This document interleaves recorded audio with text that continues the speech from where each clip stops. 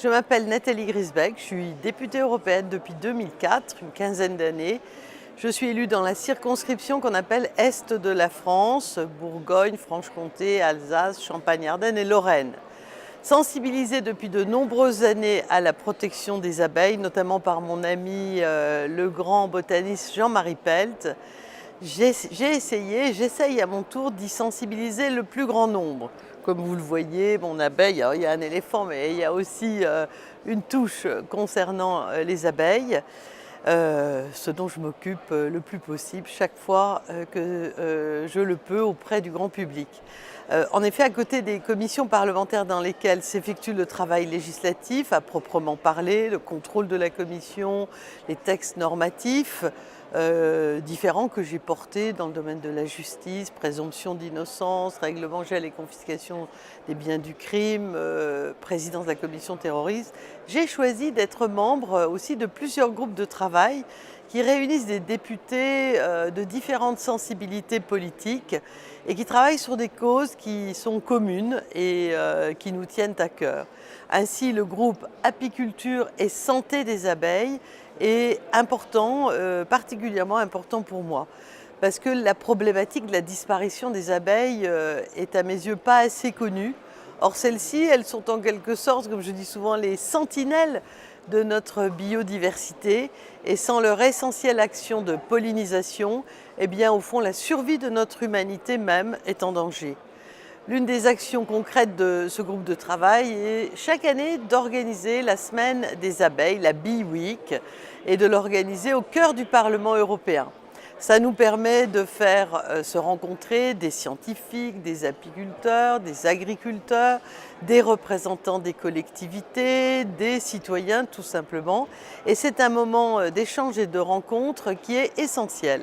Je suis fière d'avoir contribué depuis plusieurs années, tous les ans, à organiser ce carrefour, ce moment de rencontre et d'échange. C'est aussi un moment de travail. Au-delà des rencontres et de travail pour organiser la lutte contre les nombreux dangers qui pèsent sur les abeilles et plus généralement sur les pollinisateurs. Ces dangers sont multiples, bien sûr au premier rang les pesticides, mais aussi les maladies, le changement climatique, le fameux frelon asiatique, le système de monoculture, la disparition aussi, par exemple, comme c'était le cas dans mon enfance, des fossés fleuris. Donc il y a plusieurs fronts sur lesquels nous devons travailler ensemble et efficacement. J'invite chaque année à cette semaine des apiculteurs et aussi donc des agriculteurs. J'invite ces différents horizons venant de la circonscription Est, ainsi que des représentants des collectivités territoriales qui font aussi beaucoup aujourd'hui en matière de protection des abeilles.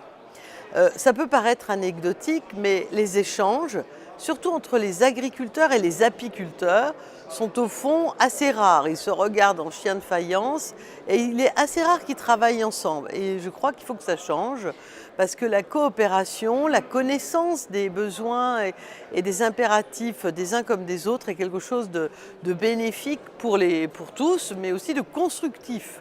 Et cela permet de l'action. Ainsi, par exemple, un agriculteur que je connais de la Marne depuis de nombreuses années, j'avais décidé de l'inviter sur la Bee Week de 2017 et alors qu'il était assez, il venait un peu en traînant des pieds, il a découvert lors de cette semaine des abeilles ce qu'il pouvait entreprendre pour protéger les abeilles et ce que cela aussi pouvait apporter à ses cultures. Lorsqu'il est revenu en 2018, on a fait le bilan et suite à la semaine des abeilles, il a ainsi lancé des coopérations avec des apiculteurs de sa région. Il a installé bien sûr des ruches aux abords de ses champs et surtout il a commencé à modifier sa façon de voir les choses et comme c'est un gros agriculteur de la Marne, il est en lien avec ses collègues et amis qui sont aussi des paysans. Et il a lui aussi essaimé, il a pollinisé. sur sur son champ d'action. Alors de manière plus générale, au-delà en fait du cas spécifique de cet agriculteur, il y avait plusieurs raisons aussi de se réjouir des avancées des dernières années. Tout d'abord, et c'est très important, l'interdiction l'année dernière par la Commission européenne de 3 néonicotinoïdes, ces fameux pesticides tueurs d'abeilles. Et je me suis ainsi engagée publiquement dans ce sens depuis de nombreuses années. Ensuite, je suis très satisfaite de l'adoption par le Parlement européen en mars 2018 d'un rapport très ambitieux sur les défis du secteur apicole et les réponses que l'Europe peut y apporter. C'est un rapport d'initiative qui est un pas important dans la reconnaissance au niveau européen de l'importance du secteur apicole, des défis auxquels il est amené à faire face et auxquels il doit faire face, à l'instar par exemple de la diminution de la production de miel et d'un élément que les gens ne réalisent pas toujours mais qui est en progression malheureusement, mais dont il faut prendre conscience, des importations de miel qui sont de plus en plus élevées. Et aussi, j'ajouterais, de cette espèce de décalage aujourd'hui dû au fait qu'on produit plus de miel dans les villes que dans les campagnes. Il y a quand même là quelque chose qui pose un questionnement qui est assez facile à comprendre. Et puis, il y a aussi la réflexion sur le rôle indispensable des apiculteurs, tout simplement dans la protection des abeilles, de la poursuite du travail admirable qu'ils font en tant qu'apiculteurs. Et tout cela permet au Parlement, sur la base du constat des difficultés rencontrées, mais aussi des apports de la pollinisation à la biodiversité et à la production agricole, de formuler des recommandations en matière de soutien de l'Union au secteur apicole. C'est un signal très fort que les députés européens envoient à la Commission européenne lors du vote de ce rapport, qui est notamment pris en compte après dans les négociations qui concernent la future politique agricole commune, mais aussi dans toutes les futures et les politiques commerciales de l'Union européenne. Je me réjouis aussi du lancement en juin 2018 de la première initiative européenne pour les pollinisateurs, qui vise à donner un cadre à la lutte contre le déclin des populations d'insectes pollinisateurs, ainsi qu'à coordonner, c'est très important, les politiques publiques dans ce domaine au niveau européen. Parce qu'évidemment, les abeilles ne connaissent pas de frontières.